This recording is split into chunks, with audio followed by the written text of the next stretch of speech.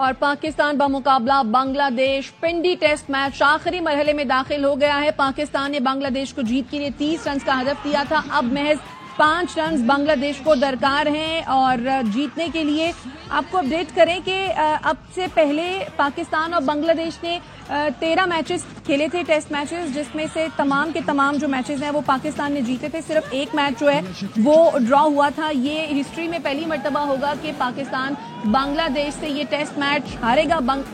पिंडी test Pakistan के हाथ से निकल गया। बांग्लादेश को जीत के लिए सिर्फ 30 रन का हदफ दिया और ये टेस्ट आखिरी मरहले में पहुंच चुका है। 5 रन दरकार हैं जीत के लिए सिर्फ। और रावलपिंडी टेस्ट में पाकिस्तानी टीम शिकस्त के करीब है।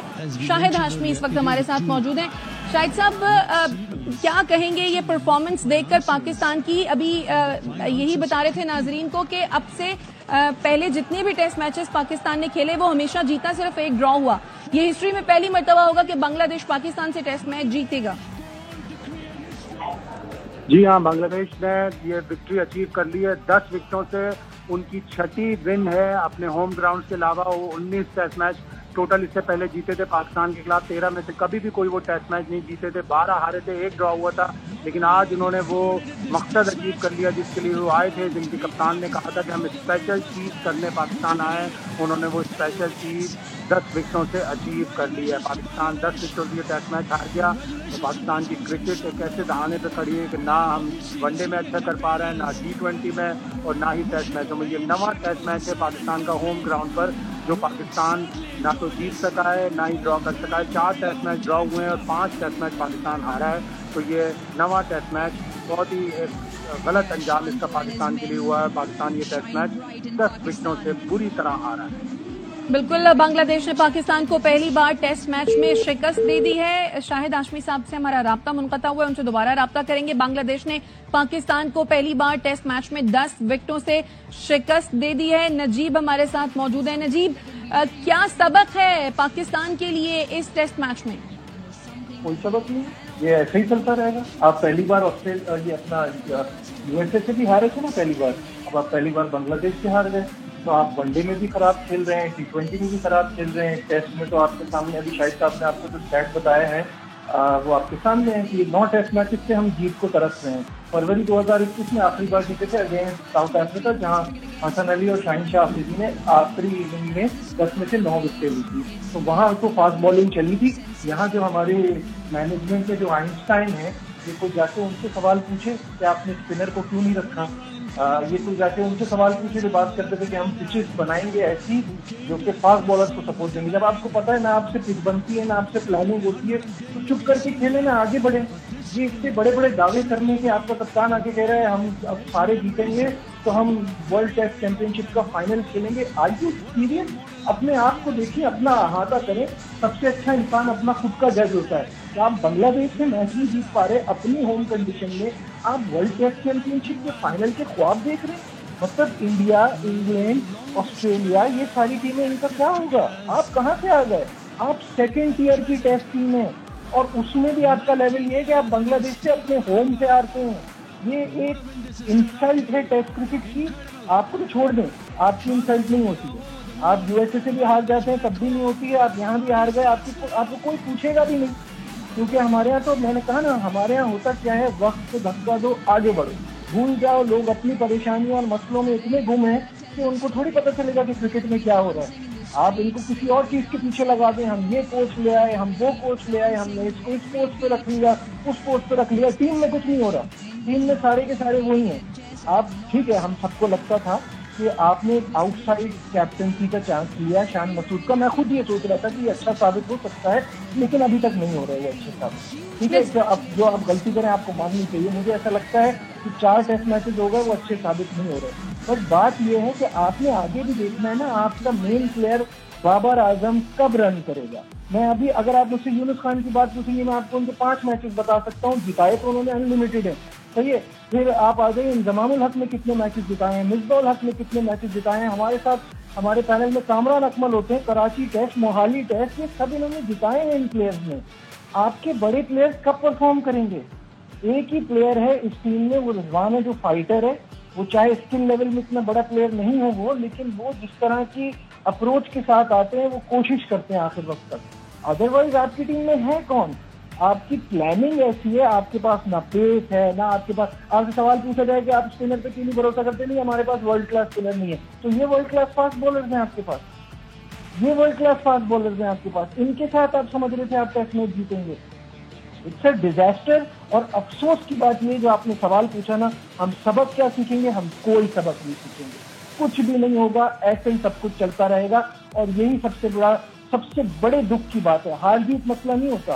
बांग्लादेश ने अच्छा खेला, उनको अप्रिशिएट करें, वो भी उनका भी राइट है वो जीते, लेकिन मसला ये कि आप इस शिकस्त से भी कुछ नहीं सीखने वाले। जाहिर है उन्होंने मेहनत की है तो वो जीते हैं। नजीब, बॉलिंग अटैक की चले बात छोड़ देते हैं, बैट्समैनों ने जिस तरह से गैर जिम्मेदाराना शॉट्स खेले, आप नहीं समझते कि थोड़ी सी जिम्मेदारी का अगर मुजाहिरा करते तो ये मैच कम से कम जो है वो ड्रॉ ही हो सकता था? ये बिल्कुल, मुझे यही तो बात है, मुझे जो अफसोस है वो इसी बात का है कि एक दिन आप बांग्लादेश की बॉलिंग के खिलाफ एक दिन खड़े नहीं हो सकते। आपने टाइम वेस्ट में, अभी बासित भाई ने आके समझाया था कि किस तरह से क्या प्लानिंग होती है जब आपको इस सिचुएशन में खेलना होता है, कैसे आपने डिले टैक्टिक इस्तेमाल करनी होती है, कैसे आपने लेट करना होता है चीजों को। वो ये नहीं कर पा रहे। मतलब आप क्या एक्सपेक्ट करेंगे? मैं तो स्पीचलेस हूँ। मेरे पास सिर्फ इस वक्त जो है ना, मैं सिर्फ डिसअपॉइंटमेंट के अलावा मेरे पास और कुछ नहीं है कि मैं बोलूँ कि नहीं ये कर लें आगे अच्छा हो जाएगा। ये तो आपके सामने एग्जाम्पल है। आप मुझे बताइए, आप वर्ल्ड कप में इस बुरी तरह पहले राउंड में बाहर हुए, आप यूएसए से हारे, क्या हुआ उसके बाद? कुछ हुआ? कुछ नहीं हुआ। आगे भी कुछ नहीं होगा। ये आपको और मुझे बेवकूफ बनाने के तरीके हैं, बातें चलती रहेंगी, इसी तरह से क्रिकेट चलेगी। लेकिन नजीब, फिर मसला आपके ख्याल में कहाँ है? क्या मसला सिलेक्शन में है, फैसलों का मसला है, या टैलेंट की कमी है? क्या 24 करोड़ आवाम में कोई भी ऐसा नहीं है जो कि हमारी उमंगों पर पूरा उतर सके, पाकिस्तान का नाम रोशन कर सके, पाकिस्तान के लिए खेल सके? देखिए, जो आपने सारे सवाल पूछे ना एक साथ, उनका जवाब दे देता हूँ। ऑल दी अबव, सारे मसले हैं आपके साथ। एक मसला नहीं है आपके साथ। आपके पास 1 to all, top to bottom एक मेरिट का आदमी तो बता दीजिए पाकिस्तान क्रिकेट बोर्ड में, टॉप टू बॉटम किसी एक आदमी का नाम ले लें जो ये मेरिट पे हो। सही है, तो आपके पास एक प्रॉब्लम थोड़ी है, आपके पास सारे मसले हैं। स्ट्रैटेजी आपसे नहीं बनती, प्लानिंग आपसे नहीं होती, पिच आप रीड नहीं कर पाते, प्लेयर डिलीवर नहीं कर पाते, स्टार प्लेयर नाम से स्टार प्लेयर हैं।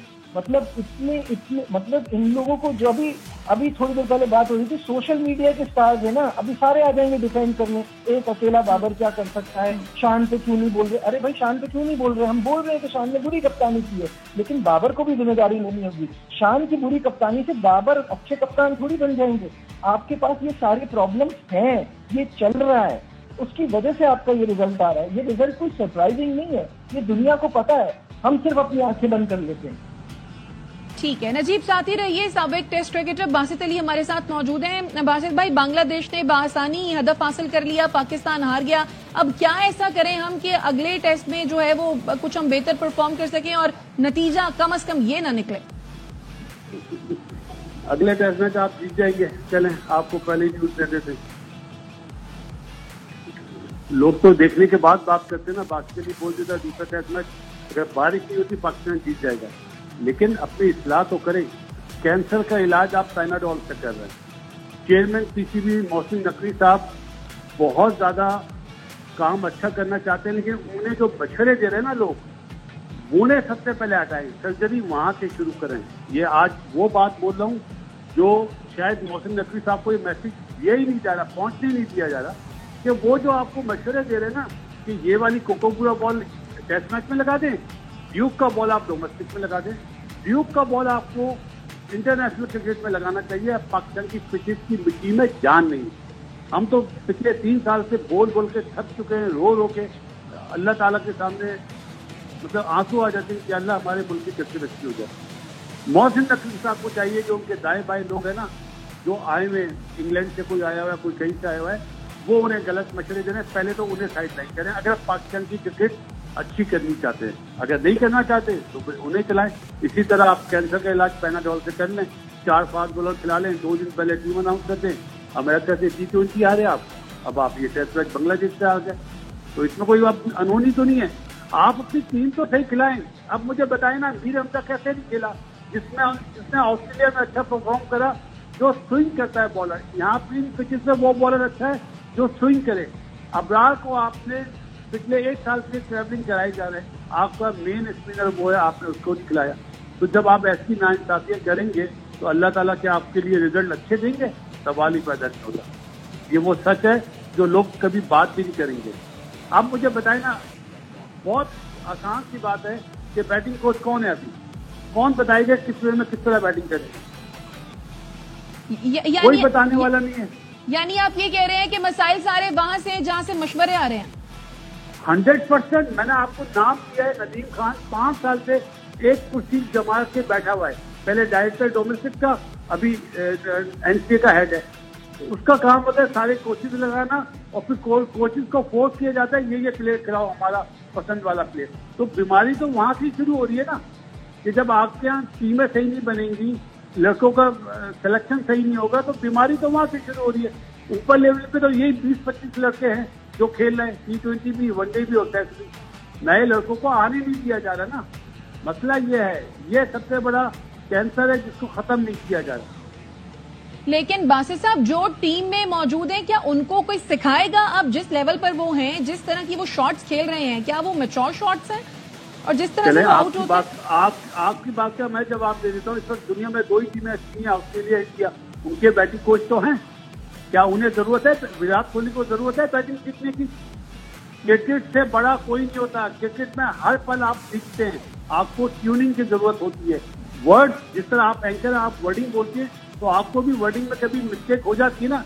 इसी तरह क्रिकेट में आपकी टेक्निक में कभी ना कभी प्रॉब्लम हो रही होती है, जो आपको बीइंग अ बैट्समैन और बीइंग अ बॉलर आपको समझ नहीं आ रही होती है। तो फिर कोचेस का काम होता है कि आपकी ट्यूनिंग करें कि यार तुम्हारा पाँव का ये मसला हो रहा है, तुम्हारा पाँव इस तरफ जा रहा है। ये वो छोटी छोटी चीजें जिससे एक बड़ी चीज जन्म देती है। और आप देख लें, बाबर आजम इस साल से रन नहीं कर रहा, उसका सबसे बड़ा मसला ही है कि उसका जो स्टांस है वो सबसे बड़ा गलत है, कोई बताने वाला नहीं। हम तो फ्री में मशवरा दे देते हैं टीवी पे, वो हमें फोन करते हम बता देते हैं यार ये मसला हो रहा है। अब वो इम्प्लीमेंट करना उसका काम है ना। तो आप जो ट्यूनिंग की बात कर रहे हैं, तो फिर ये ट्यूनिंग कौन करेगा, कब करेगा? बाबर आजम क्यों नहीं खेल पा रहे हैं? अब नहीं खेलेंगे तो कब खेलेंगे? मैंने आपको पहले भी कहा है कि सारे रन तो वो नेट पे कर देता है, नेट पे 2-2 घंटा बारी ले रहा है। उसको तो फीट मूवमेंट की प्रैक्टिस करनी है, स्किपिंग करनी है, रस्सी कूदनी है, तो उसके पाँव चले, उसके पाँव नहीं चल रहे, वो हाथों से खेल रहा है। ये क्रिकेट की टेक्निकल बात है। मेरा ख्याल है प्रोग्राम को आपका टाइम खत्म हो जाएगा, लेकिन पाकिस्तान टीम को बैटिंग कोच की जरूरत है, लाइक यूनुस खान। बस सबसे आसान सा जुमला कह रहा हूँ कि यूनुस खान को फौरन कॉल करके चेयरमैन पीसीबी बैटिंग कोच बनाए, चाहे वो जो भी शर्त बोले। और आपको कैंसर का इलाज पैनाडोल से नहीं, कीमो से करना पड़ेगा। जो दाएं बाएं जो ये एनसीए में लोग हैं ना, उनकी छुट्टी करें। आपको एक बात बताऊं, जो आपने अभी हेड हाई परफॉर्मेंस सेंटर में हेड रखे ना ऑस्ट्रेलियन, वो ऑस्ट्रेलिया से सैक होकर आया है, एडलेड से सैक होकर आया और उसको यहाँ पे रखा गया है गिलेस्पी के कहने पे, क्योंकि गिलेस्पी भी एडलेड का है। तो आप बताएं ना, क्या ये गोरे दोस्ती यारी नहीं निभा रहे? ठीक है बासित साहब, आप साथ ही मौजूद रहिए। साबिक क्रिकेटर तौसीफ अहमद भी हमारे साथ मौजूद हैं। तौसीफ साहब, बहुत शुक्रिया सर, ARY को आपने वक्त दिया। बांग्लादेश ने पाकिस्तान को पहली बार टेस्ट मैच में शिकस्त दी है सर, होम ग्राउंड पर ही हम हार गए हैं। आपके ख्याल में कहां गलतियां हमने की हैं? पुराने अल्फाज इस्तेमाल कर रहा हूँ, हार जीत तो होती है, खेल का हिस्सा है। असल बात यह है कि जो जीती है ना टीम, उनका फोकस क्रिकेट पे था, और हमारा सबका फोकस जो है ना, मैनेजमेंट से लेके और दूसरों का सबका फोकस जो है वो कहीं और था। उसको संभालना जरा मुश्किल हो रहा है और अब तक वो नहीं संभल पाया। तो आई थिंक फोकस उसी सूरत में होगा जब आप डिसिप्लिन और मनमानियां लोगों की खत्म करेंगे, तब ये जो है आप कुछ कर सकेंगे। वो फायदा उठा रहे हैं लोग आपके, कि आपके पास प्लेयर नहीं है, आपके पास डोमेस्टिक में खेलने वाले नहीं, तो ये इससे फायदा उठा। और जाहिर है डोमिनेट कौन कर रहा है वो आपके सामने है। डोमिनेट कौन कर रहा है, मुंह साबान के बोलते हैं, वो डिफरेंट बात है। भाई अगर महमूद का काम क्या है, जब गिलेस्पी आ गए हैं तो अगर महमूद का काम ही कोई नहीं है, और भी लोग बैठे हुए हैं वहां पे, तो क्या काम है उनका? वो आन के दे, और गिलेस्पी आन के देना, वो क्या कहेगा? आज गिलेस्पी से ये पूछे, सर उसका कसूर नहीं है, मशवरा तो यही देने वाले आपके आपके ऑस्ट्रेलिया में जब आप खेलते थे तो क्या स्पिनर नहीं खेलता था? अभी तक आपका एक स्पिनर कोई मतलब रेगुलर स्पिनर खेलता है? हाँ, पता नहीं क्या जो है ये एक छोटा सा टोला है जो है वो इसको स्कैप किया हुआ है, और मैनेजमेंट के लिहाज से भी और हर लिहाज से भी, क्योंकि वो समझते ही नहीं किसी को कि भाई वो ऐसा, जब आए अपना टाइम निकाला और चले गए। इसमें सभी शामिल हैं जो बातें कर रहे हैं आज फजूल की, सभी शामिल है इसमें। ऊपर के हालात तो देखना, ऊपर के हालात क्या है।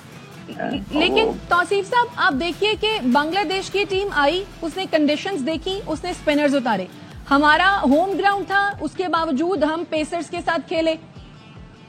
हमारा फोकस नहीं है ना, वो जो करने वाले हैं उनको सिर्फ नीचे घास ही नजर आ रही है, ऊपर बाकी कुछ नजर नहीं आ रहा। असल चीज तो नीचे है, नीचे की सरफेस आपका तगड़ा है, सख्त है।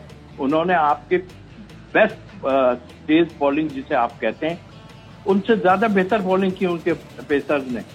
उनको इतना एक्सपीरियंस नहीं था, उससे ज्यादा। और आपकी बैटिंग का भी यही हाल है। हम तो नहीं समझ रहे थे। अब आप जीत भी जाएं या कुछ कर भी लें, नजर तो आ रहा है ना। तो मैं उस फोकस को जो है वो मैं इसीलिए कह रहा हूं कि आपका फोकस नहीं है। आप देख लें, आज भी रिजवान बहुत अच्छा खेले पहले इनिंग में, मगर एटीट्यूड सब लोगों का देख लें क्या एटीट्यूड है। आप यही नहीं कर पा रहे कि आप 2 विकेट कीपर डोमेस्टिक में लेके फिर रहे हैं और आप बाहर आप लेके जाते हैं 1 विकेट कीपर लेके जाते हैं। कई जगह ऐसा हुआ। तो क्या है, ये प्रेशर है आप पे। किसी का पेशावर का प्रेशर है, किसी पे कराची का प्रेशर है, किसी का कहीं पे प्रेशर है। तो आप एक स्पिनर बेचारे को कुर्बान कर दिया आपने। मैं ये नहीं कहता वो कोई जितवाता या कुछ नहीं, पता आपको अपनी कंडीशन का नहीं पता कि हम किस कंडीशन में खेल रहे हैं। और रेगुलर स्पिनर बनता ही बनता है, चाहे कुछ भी हो।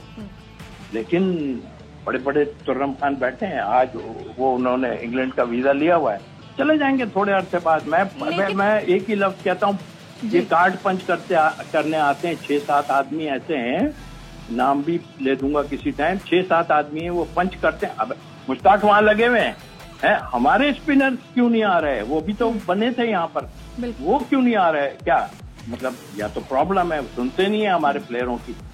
तो ये चीज को तौसीफ साहब, फॉर द टाइम बीइंग हम मैनेजमेंट के फैसलों को एक तरफ अगर कर लें, एक तरफ हम देखते हैं कि अरशद नदीम है जिसने महदूद वसाइल में रहते हुए पाकिस्तान के लिए गोल्ड मेडल जीता।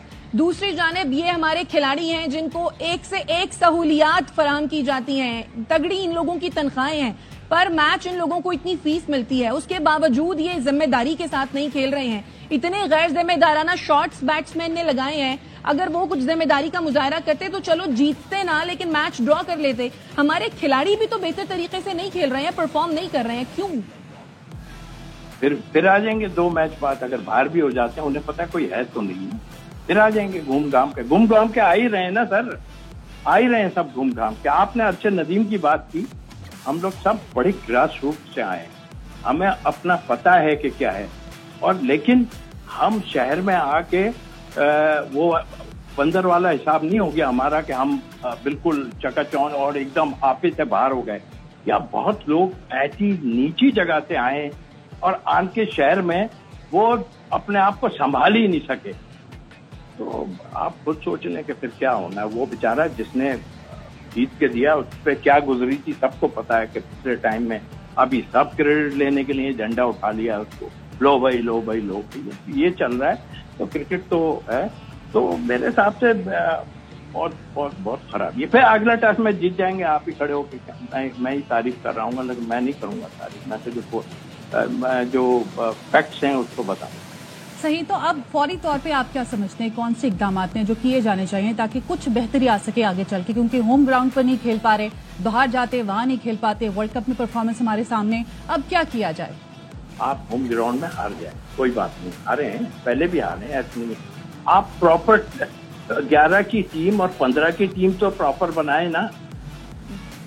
आपको पता ही कुछ नहीं है, आज के टीवी पे आज बात कर रहे हैं। आज सुबह वो फास्ट बॉलर का इंटरव्यू डाल दिया, वो उसको खड़ा कर दिया लाके। वो उसकी बातों से तो यही लग रहा है कि इस वक्त जो है यहाँ इस सिचुएशन पे तो ये पिच इस तरह की कुछ कर ही नहीं सकती। वो आन के आपकी चीजों को जो है डिनाई कर रहा है। तो मतलब आप बैठ के वहां ये सर टाइम पास कर रहे हैं सर, और वो सोच रहे थे बांग्लादेश को बहुत इजी लेंगे। देखें, मुझसे ज्यादा कोई नहीं जानता, मैं बांग्लादेश अभी थोड़े अरसे पहले फोकस, उनकी अंडर 19 का फोकस, उनके अंडर 16 का फोकस, उनके ग्राउंडों का फोकस। यार हम कब से खेल रहे हैं, हमारे पास 2 ग्राउंड, एक ग्राउंड कराची में बना हुआ है, एक वहां बना हुआ है।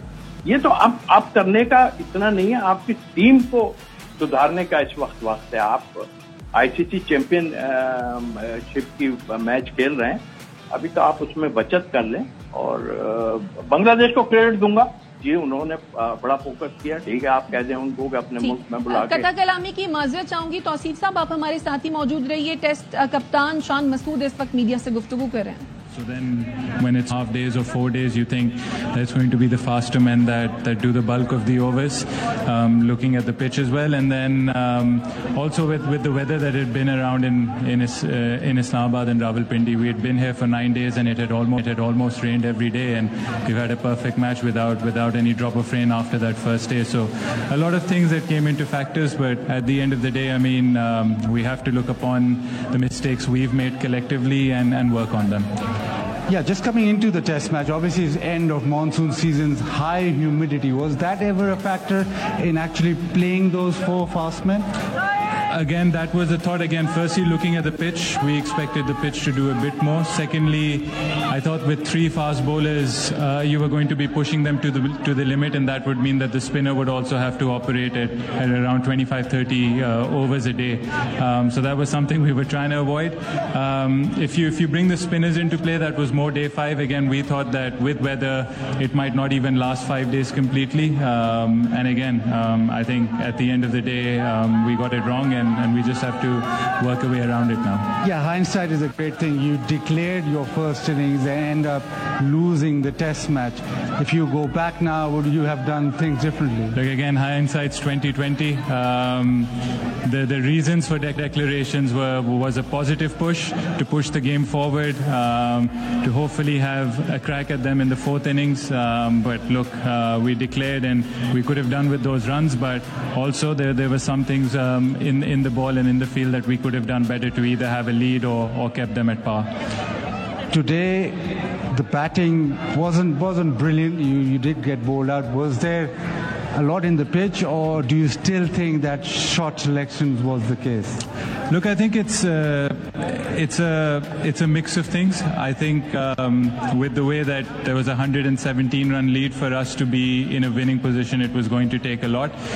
So when you're technically playing for a draw, that's where pressure happens and funny things can happen. They've bowled well. The cracks have opened up, as we saw in the last session last night, that I thought that's when it did the most. And the Bangladesh bowlers bowled really well in that particular spell. But again, there have been mistakes and mistakes that we have to do better with whenever we play next. Last question before I let you go. Everybody's asking the same question. Is there room for a spinner come the next test? Same venue, it probably be a similar surface, not too different. Weather will also probably be the same. Look, there's always room for a spinner, but that's the thing. You have to look at your whole 11. We lost Amir Jamal, who offered us something both with the bat and ball.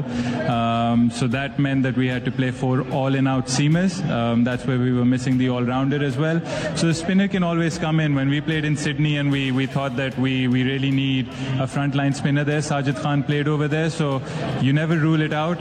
Again, it was a host of different equations that led you to playing 4 seamers, and it didn't work. So we'll see the pitch, we'll assess the conditions. Just because one thing hasn't worked right now doesn't mean it won't work again. So you have to respect the conditions and see the best team that you can play then. But historically, the Pindi pitch does play. If you look at the scorecards, say 1994, even in the 4th innings there were runs being scored. So that question will come up again and again. I think there have been different pitches produced for test matches. When we play domestic cricket in Rawalpindi, it's completely different. Again, different seasons of the time. So again, it's a huge lesson for us in terms of what to expect of our own conditions. But again, the key comes down to assessing the conditions well and making sure that we don't make a lot of mistakes that we have in this game. Thank you very much, Shan, and go well for the next game. Right, now the moment that तो Shan Masood media से गुफ्तगू कर रहे थे। उनका कहना था कि पिच को देख रहे थे, 3 फास्ट बॉलर्स रखे, हमें लगा था मौसम की वजह से 5वां दिन मुकम्मल नहीं होगा। चौथे रोज मैच में वापस आने की कोशिश की, मैच ड्रॉ की तरफ लेकर जाते हैं तो प्रेशर में गलतियां होती हैं, शिकस्त का कोई बहाना नहीं हो सकता। पिच को समझने में हमसे गलती हुई। कप्तान शान मसूद कह रहे थे कि ये हमारे लिए सबक है कि होम कंडीशंस को किस तरह समझते हैं। तौसीफ अहमद साहब, आप हमारे साथ अगर मौजूद हैं तो बताइएगा। वैसे तो शान मसूद कह रहे हैं कि शिकस्त का कोई बहाना नहीं हो सकता, लेकिन उन्होंने किसी हद तक जिम्मेदारी मौसम पर डाल दी है कि उनको लग रहा था कि 5वें रोज का मैच जो है वो मुकम्मल ही नहीं होगा। शाहिद साहब, यही सवाल आपसे। देखिए, ये सोच के बैठ जाएं कि चिड़ियां आएंगी, चिड़ियां दाना चुग के चली जाएंगी, 5-6 दिन बाद गर्मी नहीं होगी, घास रहेगी, फास्ट बॉलर्स को मदद मिलेगी। आप पहले से कैसे सारा सब कुछ सोच के बैठ सकते हैं? टॉस आप पहले जीत जाएंगे। पाकिस्तान टॉस हारा तो वहीं पे कंधे मेरे ख्याल ड्रॉप हो गए थे कि अब हम यहाँ पे टॉस हार गए और हमें जो पिच का फायदा उठाना था वो उठा नहीं सके। फिर असिस्टेंट कोच ने आके कहा कि चूंकि 3 घंटे धूप पड़ी थी, 3 घंटे देर से मैच शुरू हुआ था, तो पिच बहुत आसान हो गई थी, उसकी वजह से हम वो डिजायर्ड रिजल्ट, वो जो मुतवक्के नतीजे हासिल नहीं कर सके। मुझे तो हैरानी है तमाम लोगों की हिम्मत अमली की। नजीब भी हमारे साथ मौजूद हैं। नजीब, अगला टेस्ट भी पिंडी में है, अब उस टेस्ट को आप कैसे देखें? यही परफॉर्मेंस रही तो नतीजा भी यही होगा? देखिए, ये कम बैक करके जीत भी सकते हैं, बात वो नहीं है। बस ये आपको याद रखना है कि आप बांग्लादेश जैसी टीम से हार कैसे गए। आपने यहाँ बार बार कह रहा हूँ कि इस शिकस्त का पूरा अहाता होना चाहिए, इस पर कौन कौन जिम्मेदार है वो देखना चाहिए। शान की कप्तानी जो है वो भी बहुत खराब रही है। ओवरऑल उनका जो है 4 टेस्ट मैचेस, चारों के चारों उनकी कैप्टनसी में हारे। वैसे उनका बैटिंग एवरेज 28 चल रहा था, एज कैप्टन 25 हो गया, उनको भी देखना पड़ेगा। बाबर आजम को ये सोचना है कि उनसे एक्सपेक्टेशन बहुत ज्यादा होती है, इस टीम के खिलाफ अपनी कंडीशन में नहीं करेंगे तो कहाँ करेंगे। सही, नजीब हमारे साथ रहेगा इस वक्त बांग्लादेशी टीम के कैप्टन गुफ्तगू करें। Quite difficult opener, especially in this format, but the way he batted, especially I mentioned first 12 overs that day, him and Zakir, the way they batted, it really helps our team to bat second day. So really happy. I hope they will continue their form. Just a last word on Mushfiqur Rahim, how well he played and what a contributor he is, and then I'll let you go enjoy the moment. Outstanding. I think Mushfiq bhai last 15-17 years, the way he doing his preparation and every day doing his job rightly, looks not tiring, doing repeatedly same thing over and over. So that's why he played, I think 15-17 years with same intensity, and the way he batted in this hot condition, really happy, and that's why we probably win the match. And I'm not giving only credit to him, as well as I'll give all the credit to full 15 members, and it's all came out because of the hard work. Thank you very much. Go and enjoy this historic win. Thank you so much. Thank you. हमारे मौजूद है नजीब। हमने देखा Bangladeshi team एक team की तरह खेल रही थी, फोकस करके जीतने आए थे, लेकिन हमारी टीम को देखा जाए तो फोकस नहीं करते हैं, गैर जिम्मेदाराना शॉट्स, और खास तौर पर बैट्समैन की तरफ से। जी हाँ, जाहिर है, अब आप सामने वाली टीम को क्रेडिट देने के अलावा कर भी क्या सकते हैं। उन्होंने बहुत अच्छा खेला, उनकी टीम का बड़ा फोकस था, कंप्लेसेंट नहीं हुए कहीं भी, उन्होंने कहीं भी हिम्मत नहीं हारी। वो ये मैच तीसरे दिन तक ड्रॉ की तरफ जाता हुआ नजर आ रहा था, वहां से वो इसको चेंज किया उन्होंने पूरा और जीता ये मैच। कोई लोग तो सोच भी नहीं सकते थे कि यहाँ जीत जाएगा बांग्लादेश ये गेम। तो हमारी जाहिर है बहुत सारी गलतियां हैं और इस पर हम बहुत बात भी कर चुके। एक तो मुझे समझ नहीं आता कि हमारी मैनेजमेंट क्या कर रही है, क्या सोच रही है, थिंक टैंक कौन है हमारा, कैसे फैसले हो रहे हैं। हम अगर कोच ऑस्ट्रेलिया से, अभी तौसीफ भाई भी यही बात कर रहे थे, मैंने भी अभी यही बात बोली कि अगर वो ऑस्ट्रेलिया से है, वो फास्ट बॉलर पे ज्यादा रिलाई करते हैं, तो नेशन लाइन तो उनकी हमेशा खेलते हैं। तो यहाँ हमारी कंडीशन में कैसे हो सकता है कि स्पिनर ना हो? अब मुझे बस यही लगता है कि इससे भी हम अगर अब आज भी नहीं सीखेंगे तो कब सीखेंगे? ठीक है, आज भी नहीं सीखेंगे तो कब सीखेंगे। बांग्लादेश ने रावलपिंडी में तारीख बना दी, पहली बार टेस्ट मैच में पाकिस्तान को शिकस्त दी है और पाकिस्तान की बैटिंग दूसरी इनिंग्स में मुकम्मल नाकाम रही। सिर्फ 146 रन स्कोर किए थे और बांग्लादेश को 30 रन का हदफ मिला। ओपनर ने पूरा करके 10 विकेटों से फतह दिला दी। तो पाकिस्तान टीम की परफॉर्मेंस के हवाले से भी हमने बात की और कप्तान शान मसूद की जानिब से कहा गया कि हम 5वें दिन का इंतजार कर रहे थे। मौसम के ऊपर भी उन्होंने सिचुएशन डाली। हमारे साथ मौजूद थे तौसीफ अहमद साहब, बासित अली और नजीबुल हसनैन। शाहिद साहब, आप सबका बहुत शुक्रिया। मजीद खबरें इस ब्रेक के बाद हमारे साथ रहिए। Welcome back. मेरा नाम लिस्ट में क्यों डाला? डाकू शाहिद लोन ने महकमा दाखिला पंजाब के नंबर पर कॉल करके शिकवा कर दिया। पुलिस पर हमले के बाद हुकूमत पंजाब और वजारत दाखिला ने 20 डाकुओं के सर की कीमत 1 करोड़ मुकर्रर की थी। लिस्ट में पहले नंबर पर मौजूद डाकू ने महकमा दाखिला के नंबर पर कॉल करके कहा जिन्होंने पुलिस एहलकारों को शहीद किया उनमें से किसी का नाम इश्तिहार में नहीं दिया गया। डाकुओं के सर की कीमत वाली लिस्ट फौरी खत्म करके नई तैयार की जाए। लोगों के कहने पर एक यानी कुछ पंजाब की डाकुओं की और कुछ सिंध की डाकुओं की एक यानी पोस्ट बनाया और फिर उसमें नंबर दिया, इनाम का बताया 1-1 करोड़ रुपए। उस नंबर पर राब्ता करते हैं कि वो लोग क्या कहते हैं। मैं शाहिद लुंड बलोच बात कर रहा हूँ। हम इसको कॉल लगाते हैं, इसकी गुफ्तगू आपको भी सुनाते हैं। कौन बात कर रहे हैं सर? महकमा दाखिला, मैं जिला राजनपुर तहसील रुझान कच्चे से बात कर रहा हूँ, शाहिद लुंड बलोच। सर, आपने जो ये पोस्ट चलाया हुआ है तकरीबन इसमें 20 डाकुओं की, तो आपने इनामात वगैरह इस तरह का लगाए हुए हैं। तो असल जो सर मुजरिम है, जहाँ मुलाजिम शहीद हुए हैं वहाँ उन लोगों की तो 1-2 नाम भी नहीं है, तो बाकी ये सब पंजाब की लोगों की आपने नाम रख दिया। जी सर, इस वजह से अगर आपको किसी का पता है तो बता दें। इस तरह किसी की सर की कीमत कैसे लगा सकते हैं? इतना वाफिर पैसा है तो गरीबों में बांटे, इस तरह क्यों आप कर रहे हैं? देखिए मेरी बात सुनिए जी। हम जिस लेवल पे काम करते हैं ना, ये मामला हमारे हाथ में नहीं है। हमें डायरेक्शन दी गई है कि इनमें से 20 डाकुओं के बारे में अगर कोई बंदा जानता है तो उसकी इन्फॉर्मेशन लेके आपसे भेज दी। सर, आपने नाम तो लिस्ट में शामिल कर दिया ना, बेगुनाह लोगों की नाम इसमें शामिल है। पहला नाम मेरा रखा गया है। आपको मालूम है मेरे क्या मामलात है और हथियार उठाने का क्या वजह है। आप बगैर वजूहात जाने की आप किस तरह किसी को इस तरह कह सकते हैं या किसी के नाम रख सकते हैं? आपका जो नाम है ना, वो हमने तो आपको शामिल नहीं किया, ठीक है ना। हमें तो डायरेक्शन ऊपर से आई। जी जी सर, हम ऊपर से, मुझे नहीं पता किसने वो शामिल किया हुआ। हमें तो ये कहा गया है कि उनकी इन्फॉर्मेशन आपको देनी। डाकू कौन है, किसने ये काम किया, किसने मुलाजिम शहीद किया है?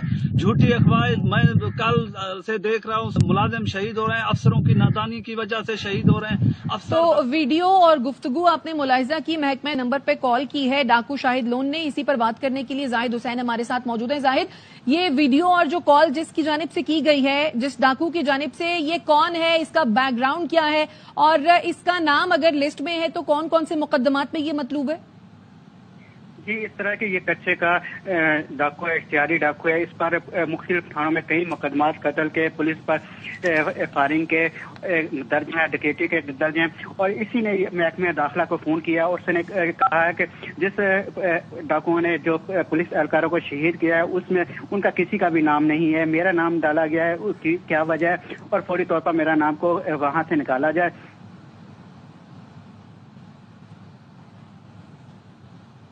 जाहिद, आप तक आवाज आ रही है?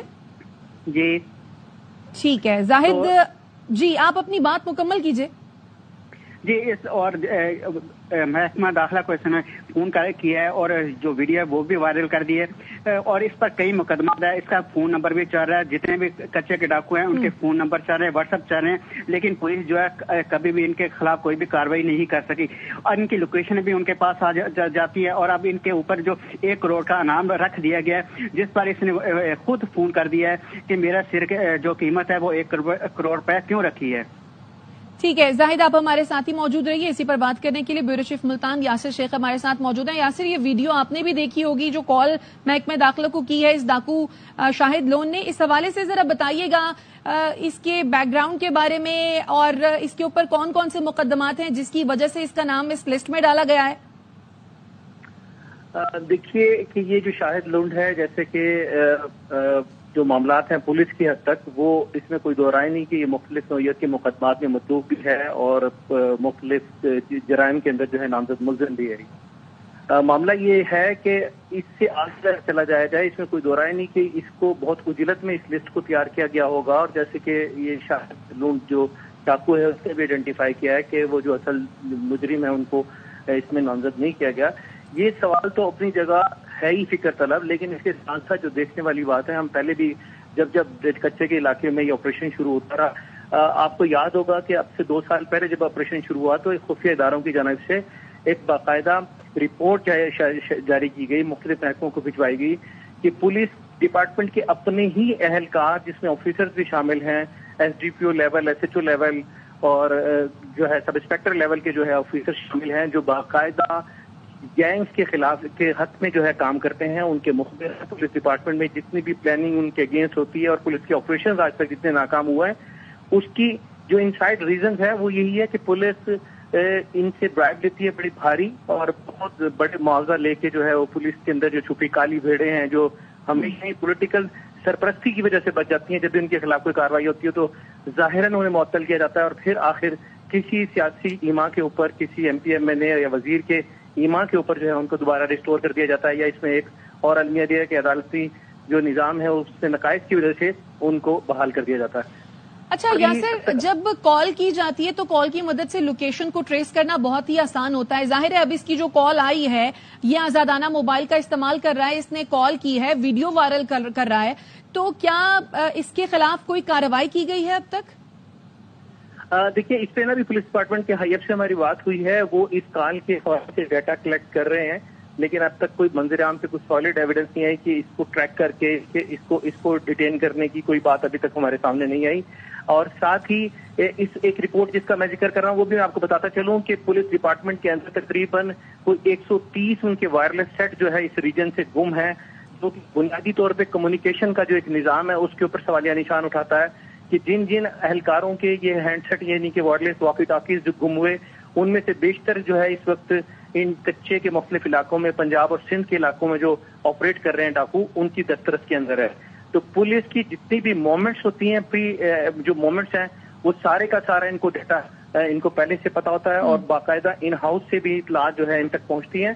तो इसको ट्रैक करना, ये तो जितने भी डाकू हैं वो कच्चे के मुख्तलिफ इलाकों में कोई एक गैंग ऑपरेट नहीं कर रहा, कोई किसी नाम से ऑपरेट कर रहा है, कोई शर के नाम से ऑपरेट कर रहा है, कोई छोटू के नाम से ऑपरेट कर रहा है, कोई जरवार गैंग के नाम से ऑपरेट कर रहा है। ये सब की महफूज पनाहगाहें जो है सिंध और पंजाब के कच्चों के इलाके में हैं और ये बाकायदा सोशल मीडिया, टिकटॉक और इवन के बहुत आजादी के साथ जो है जिन लोगों को ये अगवा करते हैं उनकी वीडियो वायरल करके और कम्युनिकेट जो है उनकी फैमिली तक सोशल मीडिया के जरिए करते हैं। अब ये एक ऐसा सवालिया निशान है हमारी FIA के ऊपर भी कि वो किस तरीके से मतलब है कि सिस्टम को चला रही है कि इनको आज तक उनके ऊपर हाथ नहीं डाला गया, उनको ट्रैक नहीं किया गया। दावा किया जाता है कि बहुत जदीद किस्म का निज़ाम उनके पास मौजूद है, लेकिन उस जदीद निज़ाम का जो अलमिया ये है कि इन डाकुओं तक वो अपनी सारी कम्युनिकेशन रियासत को थ्रेट, रियासत को चैलेंज जो है, बिल्कुल अलमिया ये है कि इनके खिलाफ कोई ऑपरेशन नहीं किया जा पाता और इनके खिलाफ कोई कार्रवाई नहीं हो पाती। यासिर शेख आप हमारे साथ मौजूद थे और जाहिद हुसैन, आप दोनों का शुक्रिया। सादिकाबाद पुलिस ने मख्फी एहलकार अहमद नवाज को बाजियाब करवा लिया। तर्जुमान सादिकाबाद पुलिस ने कांस्टेबल अहमद नवाज की बाजियाबी की तस्दीक कर दी। जराये का कहना है मख्फी एहलकार के बदले कत्ल के मुजरिम जब्बार लोलाई को जेल से रिहा किया गया। इस हवाले से मुबैना तौर पर पुलिस और डाकुओं के दरमियान डील हुई। जब्बार लोलाई ने 2 साल कबल नवाजाबाद के करीब महर शेख को कत्ल किया था। जब्बार लोलाई का ताल्लुक इंधड़ गैंग से है। इंधड़ गैंग ने जब्बार की रिहाई पर एक दूसरे को मुबारकबाद दी और हवाई फायरिंग की, जिसकी वीडियो जारी कर दी गई। खैरपुर पुलिस ने असलहे की स्मगलिंग को नाकाम बनाते हुए करोड़ों रुपए का असलहा बरामद कर लिया। नवीद खोड़ो से मजीद तफसीलात जानते हैं, बताइए नवीद। जी बिल्कुल, आज खैरपुर पुलिस और CI पुलिस ने जो है मुश्तरका जो है चेकिंग के दौरान 2 गाड़ियां और 40 जो है क्लाशन को 300 से ज्यादा जो राउंड है वो हाथ कर लिए हैं। इस हवाले से हमारी बात SSP समीला सुमरो से हुई। उन्होंने कहा कि मुख्तलिफ जगहों पर हमें इतला थी कि एक असला जो है वो इधर से क्रॉस हो रहा है, तो फौजी मोड़ पर बारी पुलिस ने चेकिंग के दौरान जैसे गाड़ी को घात कर लिया और मुलजमान को भी पकड़ लिया है। समीला सुमरो का कहना है कि मुख्तलिफ जगहों पर भी छापे जारी हैं। इंशाल्लाह जो अवाम असर जो दुश्मन है उन पर काबू पाया जाएगा। जी, अपडेट करने के लिए शुक्रिया। खबरें और भी हैं लेकिन यहाँ वक्त हुआ है एक ब्रेक का, हमारे साथ रहिए। Welcome back. पीटीआई में अंदरूनी इख्तलाफात के खात्मे के लिए साबिक सदर आरिफ अलवी की सबराही में कमेटी तश्कील दे दी गई। ज़राए का कहना है आरिफ अलवी इख्तलाफात रखने वाले रहनुमाओं से मुलाकातें करेंगे और उनके तहफ़्फ़ुज़ात सुनेंगे।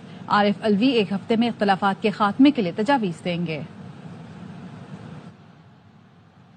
सदर जरदारी ने मौलाना फजलुर रहमान से 2/3 अक्सरियत के लिए मुलाकात की। तहरीके तहफ़्फ़ुज़ आईन पाकिस्तान के सरबरा महमूद अचकज़ई कहते हैं सिर्फ 9 मई की नहीं दूसरे मामलात की भी तहक़ीक़ात होनी चाहिए। तमाम कौमियतों को बराबर के हुकूक दिए जाएं। हम खैरात नहीं अपना हक मान रहे हैं। उन्होंने कहा पाकिस्तान में हक की हुक्मरानी सबसे बड़ा मसला है। इंतखाबात में पीटीआई जीत चुकी है, हुक्मरानी भी उनका हक है। पाकिस्तान चलाने के लिए आइन की बालादस्ती और पार्लियामेंट को ताकत का सरचश्मा तस्लीम करना होगा। सियासी जमातें भी चंदे के नाम पर रिश्वत ले रही हैं। अलीमा खान और रऊफ हसन की गुफ्तगू सामने आने के बाद किसी सबूत की जरूरत नहीं रहती। ये पीटीआई की पाकिस्तान के साथ खुलूस पर सवालिया निशान है। वजीर दिफा ख्वाजा आसिफ कहते हैं पीटीआई जलसा नाकाम होता नजर आया तो झूठ कहा गया कि एस्टैब्लिशमेंट ने मना किया। पीटीआई ने दुकान चमकाने के लिए झूठा बयानिया बनाया। बुशरा साहिबा की, रऊफ हसन साहब और अलीमा खान साहिबा की जो गुफ्तगू सामने आई है उसके बाद जो है कोई किसी सबूत की जरूरत नहीं रहती। जेलों में जो गुफ्तगू है वो सीगा राज में नहीं रहती, सवाल ही नहीं पैदा होता। हर मूवमेंट जो है वो रिकॉर्ड हो रही थी। एक और बड़ा झूठ, जलसा नाकाम हो रहा था, जलसा जो है मुलतवी कर दिया गया। कहा ही कि हमें एस्टेब्लिशमेंट ने कहा था, एस्टेब्लिशमेंट में कतई तौर पे उनको नहीं कहा कि जलसा जो है मनसूख करें। अपने अंदर जो इंतशार है उसके डर से जलसा मनसूख हुआ। गंडापुर साहब बुजदार नंबर 2 हैं, उससे भी बहुत आगे हैं। बुजदार जो है वो कम से कम बोलता नहीं था, ये बोलते भी बहुत हैं। पीटीआई चाहती है कि अपनी जो गिरती हुई मकबूलियत जो है उसको संभाला देने के लिए फिर कोई झूठा बयानिया तैयार किया जाए ताकि जो है ये दुकानदारी फिर चमके। सेहूनी स्पॉन्सर्ड जो सारा प्रोग्राम है उसके ऊपर अमल दरामद हो। नायब वजीर आजम इसाक डार कहते हैं मुल्क से गद्दारी करने वालों का अंजाम बड़ा भयानक होता है। दाता दरबार में मीडिया से गुफ्तगू में कहा पाकिस्तान कलमे की बुनियाद पर बना। माजी में मुल्क 2 लख्त हुआ, हमने आधा हिस्सा गवा दिया। जिन्होंने मुल्क को 2 लख्त किया उनका हाल बहुत बुरा हुआ। क्या कहता है जिसने इस मुल्क के साथ गद्दारी की, इसको जानबूझ के नुकसान पहुंचाया, उसका अंजाम बड़ा भयानक होता है। कोई दो राय नहीं है कि पाकिस्तान ने बहुत मुआशी तौर पर नुकसान उठाया। 2017 जब मियां नवाज शरीफ साहब की क़यादत खत्म हुई तो 24वीं मईशत से अगले 4 साल में 47वीं मईशत हो गया। ये जितनी आपकी मसाइल हैं वो उसी वजह से है। एटमी कुव्वत बना दिया 1998 में मियां नवाज शरीफ साहब जब वजीर आजम थे, शुरू किया 1998 में मिसाइल की कुव्वत बनाने के लिए। अल्हम्दुलिल्लाह आज अब मिसाइली कुव्वत है, अब मुआशी कुव्वत बनाना। ये जो छुपे हाथ आते हैं और जो इकोनॉमी ग्रो कर रही होती है, मुल्क टेक ऑफ कर रहा होता है, वो छुपे हाथ टांगे खींचते हैं। अल्लाह ताला करे कि वो ना हो और हम एक दफा अपनी कौम को दुनिया में एक बावकार मुल्क बना। आईपीपीज के जुल्म पर कोई जमात बात करने को तैयार नहीं। आईपीपीज को इनकम टैक्स मद में भी छूट दी गई है। अमीर जमात इस्लामी हाफिज नईमुर रहमान कहते हैं आईपीपीज को 1 साल की अदाइयां न की जाएं तो मुल्क को सस्ती बिजली मिलेगी। नून लीग और इसके इत्तेहादी सुन ले, काउंटडाउन के 28 दिन रह गए। आईपीपीज का तसल्लुत है। तरह से ये जुल्म का निजाम जो मौजूद है उस पर कोई पार्टी बात करने के लिए तैयार नहीं है। आईपीपीज को बनाने वाले और इनको चलाने वालों में ये सारी जमातें शामिल हैं। ये जो आईपीपीज हैं इनको इनकम टैक्स की मद में भी छूट दी गई है। अगर शरीफ खानदान की आईपीपीज और शरीफ खानदान के मंजूर नजर करीब तरीन लोगों की आईपीपीज अगर सिर्फ उनकी कैपेसिटी पेमेंट 1 साल के लिए ये रोके तो पाकिस्तान भर की बिजली इससे कहीं ज्यादा सस्ती हो सकती है। 28 अगस्त को इंशाअल्लाह पूरे पाकिस्तान में मुल्की हड़ताल होगी। ताजिर तंजीमों ने जो ऐलान किया वो भी 28 तारीख का है। हम उसकी मुकम्मल हिमायत करते हैं। तो चाहे इंतखाब हो, चाहे सियासी अमल को आगे बढ़ाना हो, अब इत्तेहाद हम नौजवानों से, आवाम से कर रहे हैं। अब इन पार्टियों से इत्तेहाद नहीं होगा। अगर पक्के के डाकू इन कच्चे के डाकुओं की सरपरस्ती छोड़ दें तो ये कच्चे के डाकू कुछ नहीं कर सकते। रावलपिंडी से पलंदरी आजाद कश्मीर जाने वाली मुसाफिर कोच आजाद पतन पूना पुल के करीब गहरी खाई में जा गिरी। 23 मुसाफिर जाँ बहक हो गए। तमाम लाशों को निकालकर पलंदरी मुंतकिल कर दिया गया। मुसाफिर कोच दरिया के करीब हादसे का शिकार हुई। डिप्टी कमिश्नर पलंदरी की निगरानी में रेस्क्यू ऑपरेशन किया गया। डिप्टी कमिश्नर उमर फारूक के मुताबिक मुसाफिर कोच में 23 अफराद सवार थे जो तमाम जाँ बहक हो गए। रास्ता दुश्वार और साथ दरिया की वजह से लाशों को निकालने में मुश्किलात पेश आईं। मकरान कोस्टल हाईवे पर जायरीन की बस खाई में जा गिरी जिसके नतीजे में 11 अफराद जान बहक हो गए। हादसा ब्रेक फेल होने की वजह से पेश आया। बस में गुंजाइश से 20 अफराद ज्यादा सवार थे।